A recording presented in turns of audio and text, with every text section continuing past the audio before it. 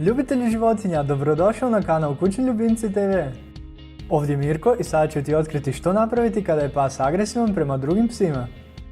Pa krenimo! Prvo što mnogi vlasnici pasa naprave je kažnjavanje psa. Postoje i druge bolje metode, tako da nikako ne savjetujem ovu opciju. Agresivnost psa najčešće je potaknuta određenim triggerima. Što napraviti kada je pas agresivan prema drugim psima? Prvo, imajte psa na uzici. Vodite psa u šetnju gdje će biti u mogućnosti upoznati druge pse. Preporučujemo pseće parkove gdje se u pravilu nalaze dobri i druželjubljivi psi.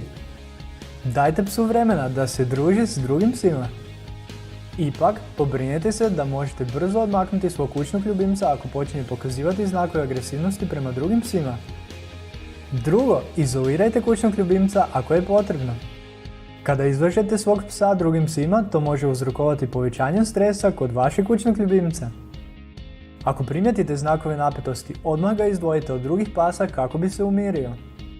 Treće, koristite naredbe. Kada primijetite znakove agresivnosti, koristite naredbe kao što su budi dobar, umiri se, mir i sl. Naredbe su izuzetno korisne kod svakog treninga. Četvrto, nagradite ljubimca za dobro ponašanje. Kada pas posluša vaše naredbe te kada se dobro ponaša, možete ga nagraditi.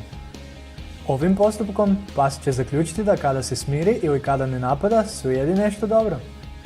Dresura agresivnih pasa zahtijeva puno strpljenja i praćenja znakova agresivnosti kod pasa.